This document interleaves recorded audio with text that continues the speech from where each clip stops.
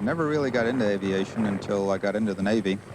And it was there, I think, that many of the techniques that I use today really had their roots. The carrier landing, the power control, the precise maneuvering of the aircraft that was required there finds its equal here in Patuca when we're working with a very short runway, very small runway, many obstacles in line.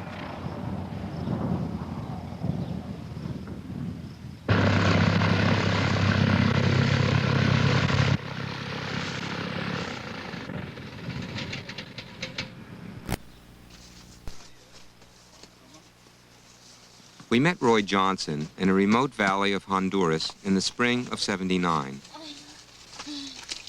He had taken a leave of absence without pay from the Federal Aviation Administration to fly for Wings of Hope, a nonprofit, non-denominational organization providing air services for the poor and the needy in underdeveloped regions around the world.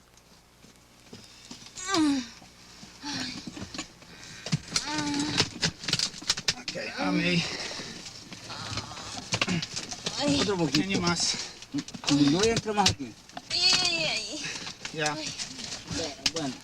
¿No para atrás, para acá? Ah, momentito, Herman. No necesito, tengo.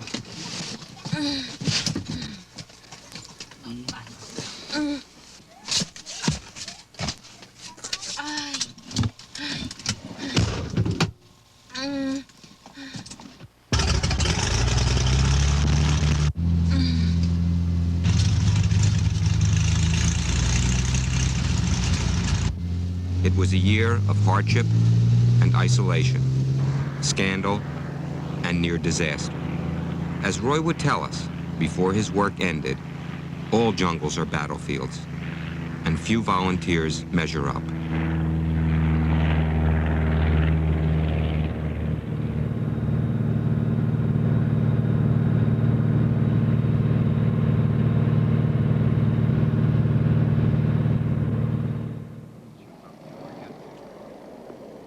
He had returned to his job with the FAA, and this spring, we went to Albany to end the film.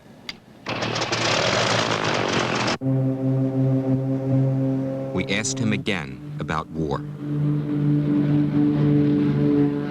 Korea, I flew the A-1. At that time, we called it the AD, Sky Raider. It was a prop-driven attack aircraft from the carrier Antietam. Typical sortie in Korea for the attack aircraft would be interdiction of lines of communication, interruption of any traffic flow of war materials or armed personnel up and down the highways. The situation kind of called for hitting anything that moved, because at that time anything really moving on the roads was military goods. By the time Vietnam came along, I was flying anything that flew, crawled, rolled, submerged, drove, or dove. There's not a piece of equipment anywhere in the civilian world that can match the type of machinery that we had. And there's no type of flying anywhere that can match flying off a carrier. What's this one? That is the Randolph, I believe. We have a shot, no. But it's 1960 series. It has an angled deck carrier, and we trained on that. Of course, on the carrier, many of my years I was engaged as a landing signal officer, training carrier pilots to get on and off the carrier, train them on the field, work them on the carrier. Of course, we can back up to early days. That's when I first enlisted. Well, I guess I was in electronic school then. Days as a cadet with a chartreuse goose, and we jump nearly 20 years for that shot that was in Vietnam. That's Vietnam? That is. That's in front of the Vietnamese Navy headquarters, just a few days after the infamous Tet offensive. In fact, on that, we had just finished up and we're kind of pleased with being done. Some more shots through years and whatnot. Lieutenant junior grade, a bunch of duplicates in here.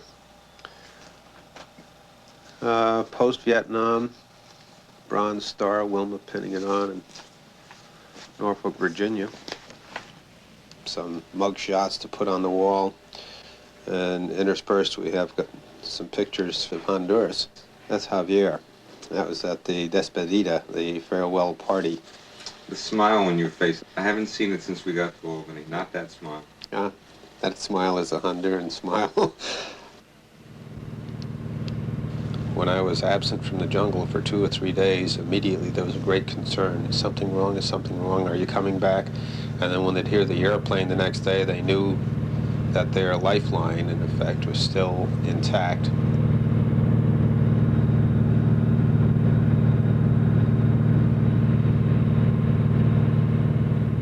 The enemy really wears a different face here.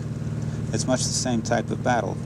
Because here, rather than having a Viet Cong who's shooting or stealing or looting or traveling on through, we have some other very real enemies, and perhaps even greater dangers. There's nothing here when the co-ops first arrived. It was all jungle land. They began clearing land.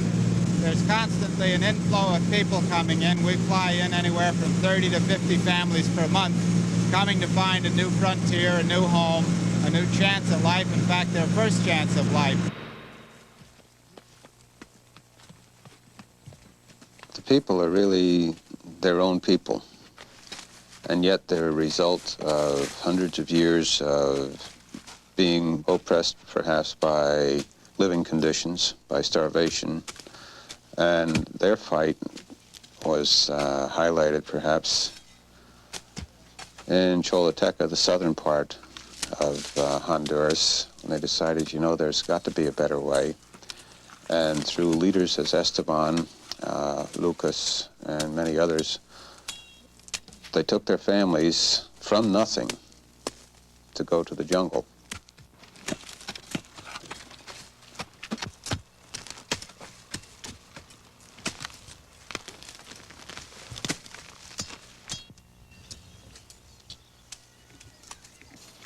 Don Esteban is the embodiment, if you will, of the campesino spirit that is going to survive. He's the representation of human effort that says, I won't drown, I won't disappear, I will strive, I will fight, I will plant. These are the maps that my children have worked on. You see, this is a map of Honduras. We are now living in Olancho. Before, we were from Choluteca. In '73, we came to the Patuca region, and we began to work here, to make a living, to sow corn, beans, rice, and do other jobs, like raising animals, hens, pigs. This little house is nothing much. It's more or less a roof over our heads. Everything we have is under this roof. Senor Roy is one who is solving some of the problems here with the airplane. We always give him what support we can. And here, as you've seen, there is a runway that we made ourselves with pure manual labor, with our fists. We have no other way of working, only our hands, which help us to continue receiving the services of the airplane.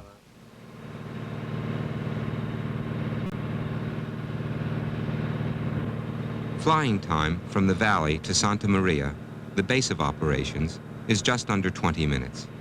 But nearly 35 miles of broken earth and mountain lie between. In the dry season, a four-wheel drive vehicle can sometimes get through in a day's light. But in the long 9 months of rain, and only on foot or burro, it's a dangerous week's journey. Two-way radio is the only other link between Patuca and Santa Maria. Buenos días, Herman. Primer vuelo para los enfermos de Patuca a Juticalpa. Entonces regresa a Patuca para pasajeros a Santa Maria. Cambio. Conmigo aquí.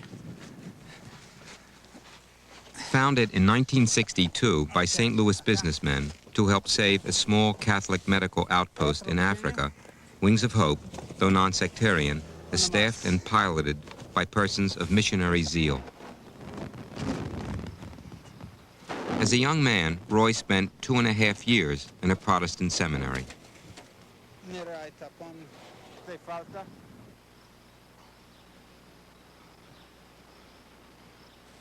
far as operating the airplane goes, we figure our weight carefully every day. We run up to gross, we work at gross. To do anything less is not making max utilization of the aircraft. We have a very, very humid climate here. Slightest imbalance in the air is going to result immediately in fog and clouds. A pass that might be clear as a bell going in might be totally obscured on the way out. This is getting all the more pertinent as the rainy season comes into being. I can only say that I've loved every minute of it down here. I find it awfully hard to leave, and if it weren't that I had a good replacement coming, I think it'd be even tougher to make that decision to go back home. This is Rio Blanco. Rio Blanco comes out from the mountain where the waterfall is. The big high one. Yeah. If you're in the area of the waterfall, you got to come out and follow the river. Diane's coming down here from a totally different environment. She learned to fly approximately 7 or 8 years ago in the Washington area, in the Dulles area. She learned at a little airport, College Park, flying J-3 Cubs, but very quickly moved into the more sophisticated equipment at Dulles and had a perspective quite different than mine. And yet she's coming down here for the same purpose I came here.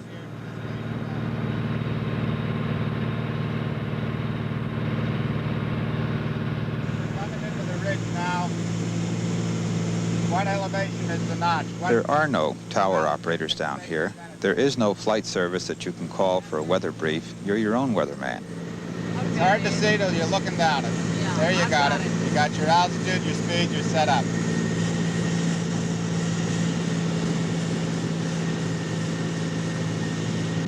Be sure of your lineup in close and get your lineup established. Hold it because the runway's narrow.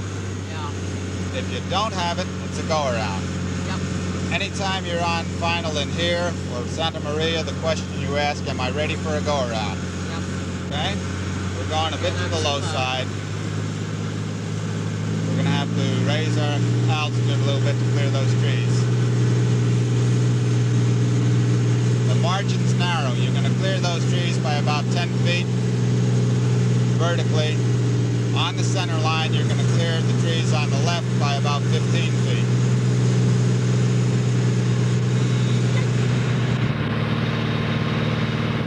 Keep that rate of descent going. Rate of descent, line up.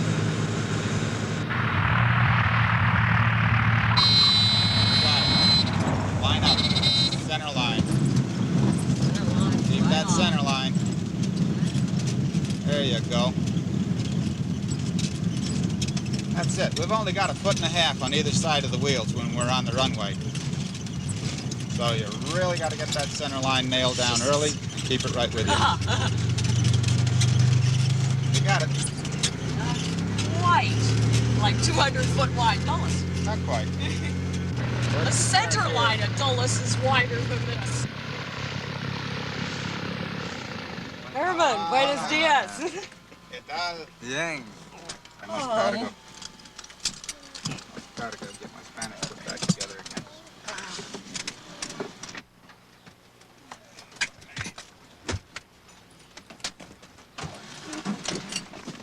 Once you're hot, that sun's hot.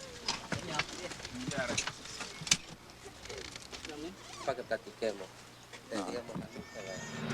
They've built a more independent attitude here. They have a better sense of self-identity, a better sense of freedom, and a better sense of purpose. Here they have an endless water supply, good soil, transportation. They have their hospital needs met. They have a pilot program of nursing, teaching, etc. that's ongoing here. I helped bring the Peace Corps into the Patuca Valley, and when it failed, you know, it was kind of like a part of me failed. The Peace Corps succumbed to a combination of psychological pressures brought on by remoteness by proximity to the Nicaraguan border. Well, one of the Peace Corps workers went berserk and went after me with a knife, and he was going to kill me. He was going to kill everybody, but it really wasn't rational. Bueno, gracias. Y ahora están despechados, pueden The salir. exception was Rachel. She had previously been under the gun, so to speak, and she had known her own measure, and she was capable, and she could continue to be capable. This man sitting in the middle in the white shirt had a 3-year-old son, Don Esteban, and he had a 3-year-old son who was severely malnourished, developed pneumonia, and had chronic malaria. And when we first arrived here, we wrote a reference for this child to go to the National Maternal Child Health Hospital. And the child was treated there on an outpatient basis with penicillin, came back, and died within a week. It was something that we could have done here, and we did not write a reference for this. So this is the problem that these people are faced with. Diane, do you know how many hours Roy flew last year? It's between 400 and 500 hours, Uh-huh. which worked out to about 3 to 4 hours a day of flying. Because we've got a couple problems. I have a feeling that your time is going to increase. There is a limit, and What is that limit, hour-wise, that or? I really don't know right now. It is not on, well, it is partly a matter of the amount of good flying weather, particularly during the rainy season. But as much as it can be increased, I will. Atención Santa María, Río Guineo llamando a Santa María, adelante Santa María, cambio. Santa María, cambio. Muy bien, entonces pues de acá tenemos una emergencia de enfermedad acá urgente, ¿verdad? Que se necesita que venga Roy a llevar un enfermo acá, ya que tenemos un enfermo quebrado un brazo, ha fracturado un brazo, y una señora que tiene un niño enfermo. Cambio. Sí, y la comisión, Roy, ¿qué está haciendo? Pero que está haciendo nada, que aquí estamos esperándolo. Cambio. Entonces, pues, de acá tenemos una emergencia de enfermedad acá urgente, ¿verdad? Que se necesita que venga Roy. The airplane really is a tool, and in the hands of a nation or in the hands of a humanitarian, that tool is merely a accelerant to the job to be done. The machine doesn't know what it's carrying or why. It's the man that uses it that makes the difference. You are essentially a man of peace in this situation, having had a background in war. Would you deal with that? How does that square? A man of peace and a man of war are kind of hard to marry up just using those terms. But a man that wants to keep his peace occasionally has to war. I have never really gone along with anything I didn't believe in. I wasn't convinced in my own heart that this was right or this was necessary. That's not to say that we're 100% convinced that the military way is best. That's a bunch of bull. But the things I did believe in and got a chance to see firsthand was the communism is a cancer in the world today. The fact that I destroyed this or destroyed that is more destroying a military capability or blunting a tool of another nation's policy than it is counting in human lives here or there.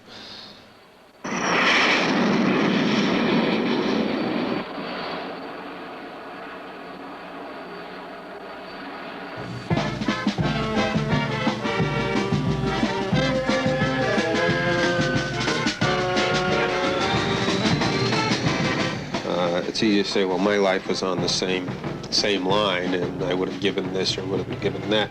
But no man can escape the fact that there is a fantastic gut thrill that goes along with living on the living on the edge, if you will. It was an absolute fantastic experience being a military pilot. I'd love to do it all over again.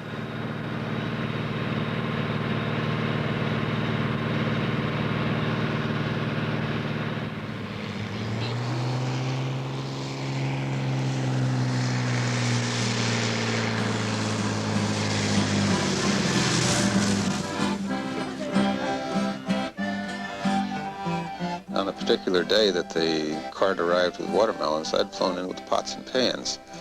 And, of course, expecting some type of cargo out or passengers out, and I was surprised as could be to see watermelons coming out, and of course that cast an entire new light. And we flew the very basic necessities of life into them, and just a gesture coming out with a watermelon was a sign that, hey, we're making it, we're doing it, there's some happiness here, and you can kind of grin and spit seeds in every direction. But they enjoyed it, and it was a happy sign to us as well.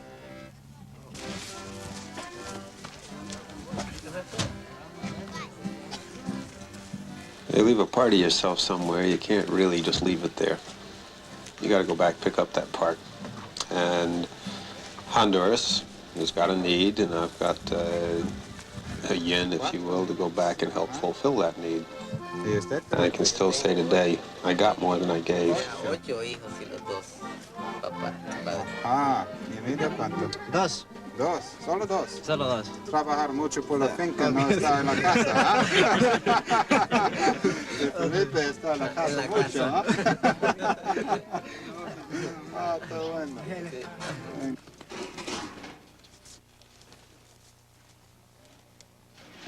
A greater being than I controls the destiny of man. I feel that his message to us, to the world, is love, not hate, not destruction. I feel that if I can use my talents in those areas, then it's God's credit, not mine. I'm just a tool in his hands. Here's the whole world of difference between Katuka and Albany. Here I've got 6,000 feet of asphalt staring me in the eye.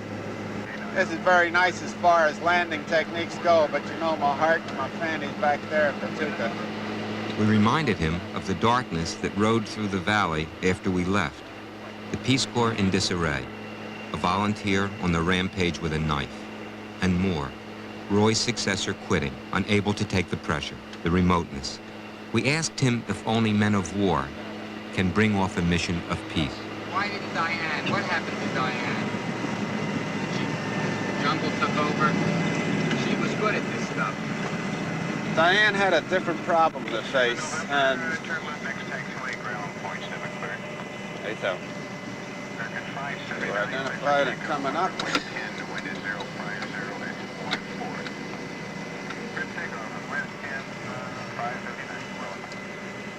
One of the greatest things that she had to face, I think, was a sense of aloneness that she hadn't experienced before.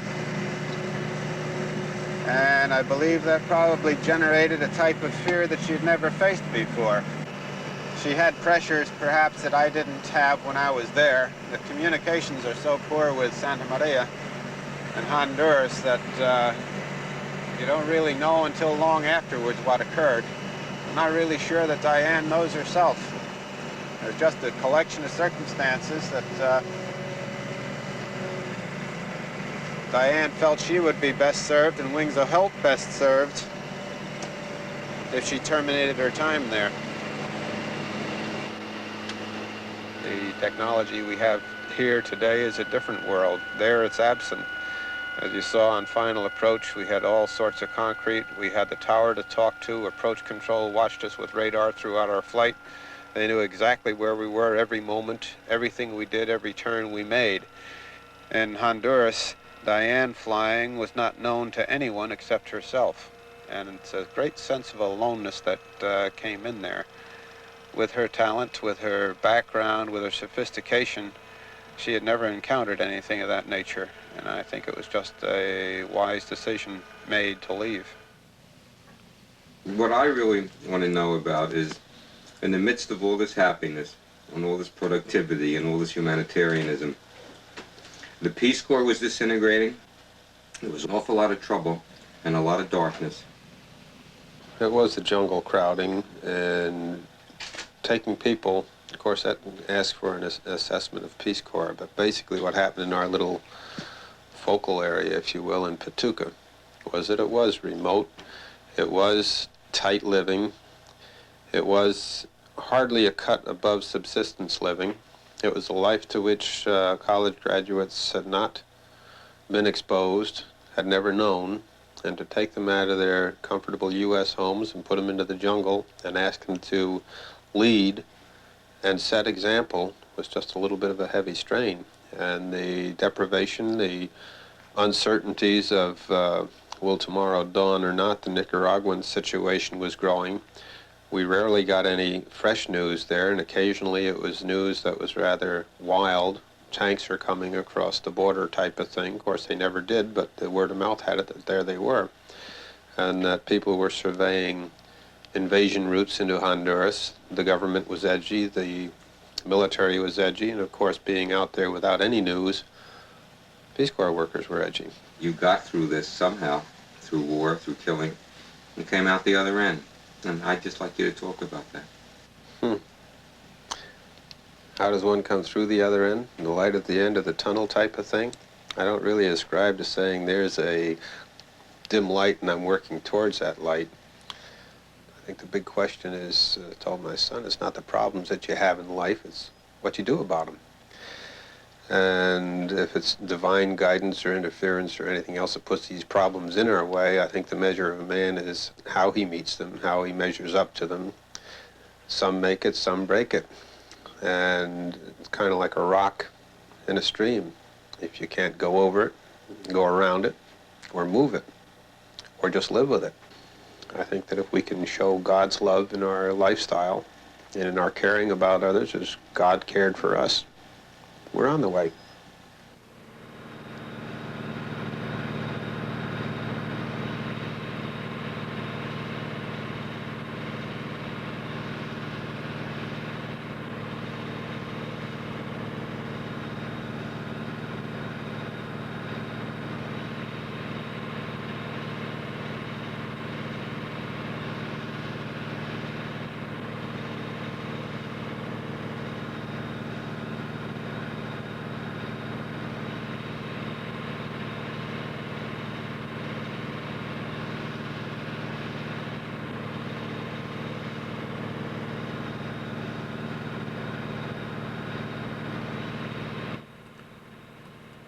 Join us next week when Directions looks at the United Nations, 35 years and counting. If you would like a free transcript of today's program, please write to Directions, ABC News, 1926 Broadway, New York, New York, 10023. Directions is a public affairs presentation of ABC News.